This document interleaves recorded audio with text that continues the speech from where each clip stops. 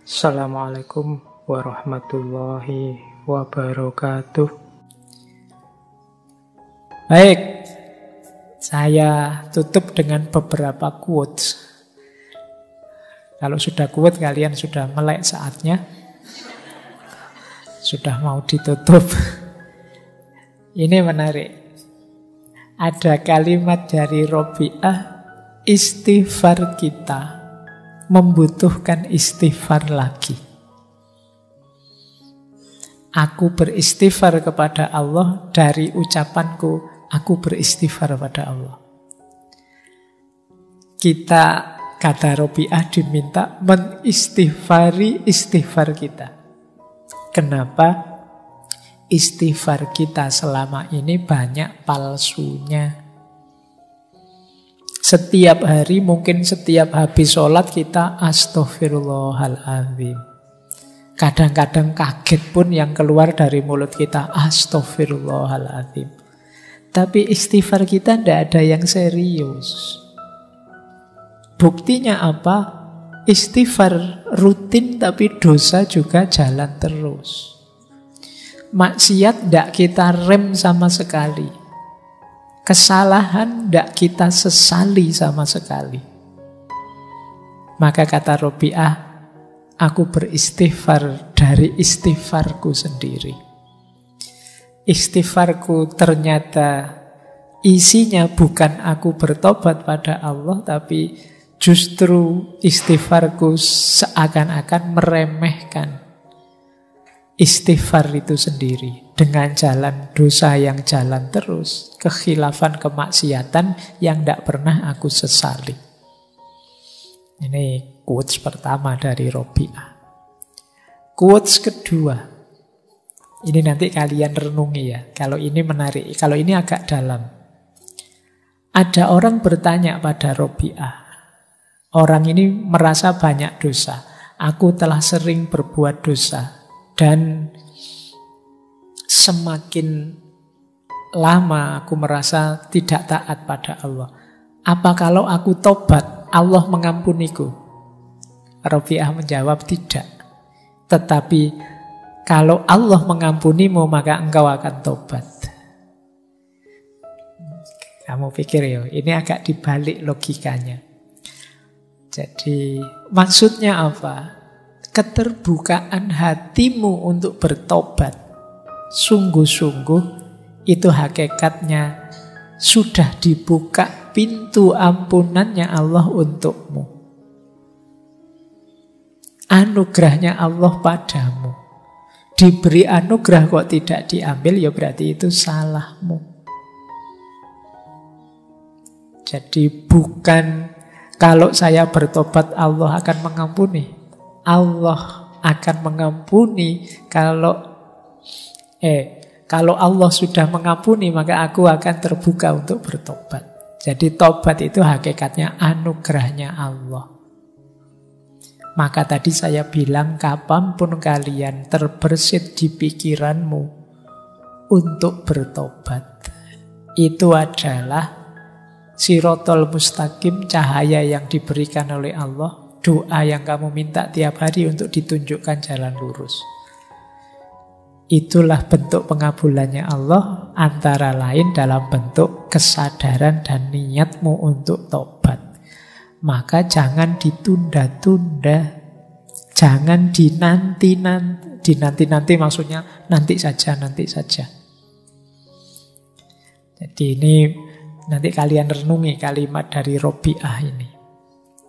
Baik, saya tutup dengan beberapa kalimat dari Syekh Ibnu Athaillah. Saya akan baca saja, tidak saya jelaskan, mungkin sudah bisa dipahami mengingat waktunya.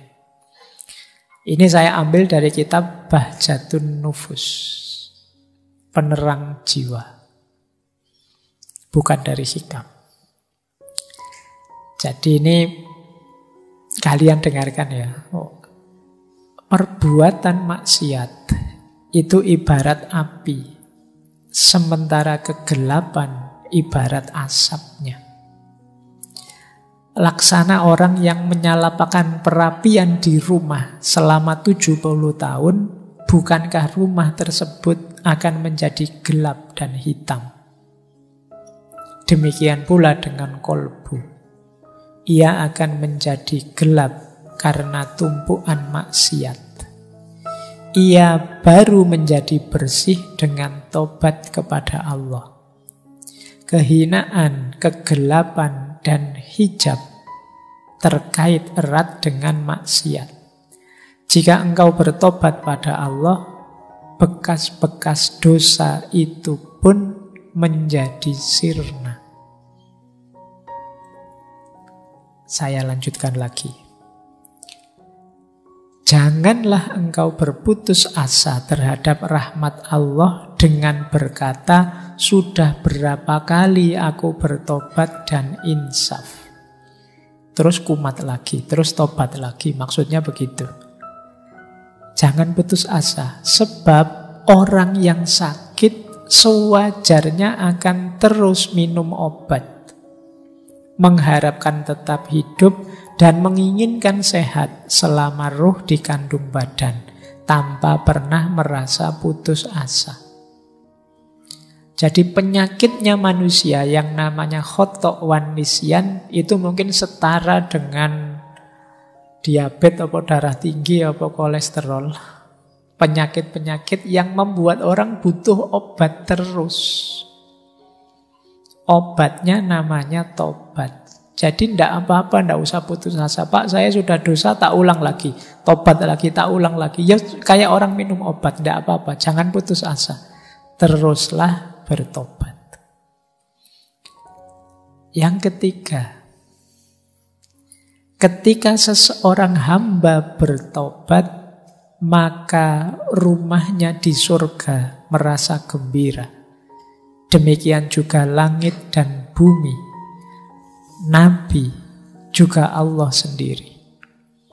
Jadi ketika kita tobat, alam semesta sebenarnya bergembira merayakan tobat kita.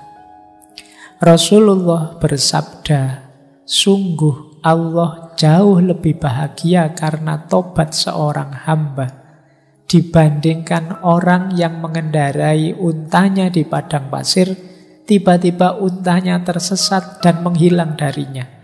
Padahal di atas unta tersebut terhadap makanan dan minuman kepunyaannya. Akhirnya ia putus asa dan mendatangi sebuah pohon untuk merebahkan diri di bawah naungannya. Ia benar-benar putus asa dengan untanya. Ketika ia dalam keadaan demikian, tiba-tiba unta itu berada di hadapannya. Ia pun segera meraih tali kekangnya, dan karena amat gembiranya sampai-sampai ia berkata, ya Allah, engkau hambaku dan aku Tuhanmu. Ia salah ucap karena luapan kegembiraannya. Ini hadis riwayatnya Muslim. Jadi gembiranya Allah ketika kita tobat itu digambarkan oleh Rasulullah di hadis ini seperti orang yang melakukan perjalanan naik onta. Tiba-tiba untanya hilang, dicari kemana-mana, tidak ketemu, dia sampai putus asa. Saking capeknya mencari, dia tertidur di bawah pohon. Begitu bangun, tiba-tiba untanya sudah ada di depannya. Situasi seperti ini kan membuat orang gembira luar biasa. Sudah putus asa di tengah padang pasir, tidak tahu mau kemana, tiba-tiba datang untanya. Kegembiraan semacam ini itu sebagaimana gembiranya Allah kalau kita tobat. Yang saking excitednya kalau di hadis itu, orang ini sampai kebalik-balik bilangnya, ya Allah, engkau hambaku, aku Tuhanmu. Kebalik, harusnya engkau Tuhanku, aku hambamu. Ini makanya kalau kalian ingin menggembirakan Allah, menggembirakan Rasulnya, menggembirakan alam semesta, bertobatlah. Baik, masih dari Bahjatun Nufus terakhir. Jika engkau ditanya, siapakah orang mukmin itu? Jawablah bahwa orang mukmin adalah orang yang bisa melihat aib dirinya lalu berusaha mengobatinya. serta tidak sibuk menuduh orang lain memiliki aib. Jika engkau ditanya siapakah orang yang hina, katakan bahwa orang yang hina adalah yang menuduh orang lain bersalah serta merasa dirinya benar. Rasulullah bersabda, berbahagialah orang yang sibuk dengan aibnya sendiri sehingga lupa dengan aibnya orang lain. Oke, untuk malam hari ini saya cukupkan sekian dulu.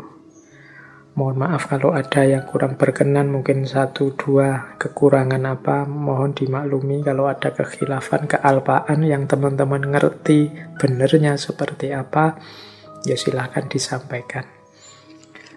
Kurang lebihnya mohon maaf. Wallahul muwaffiq, wallahu a'lam bissawab. Wassalamualaikum warahmatullahi wabarakatuh.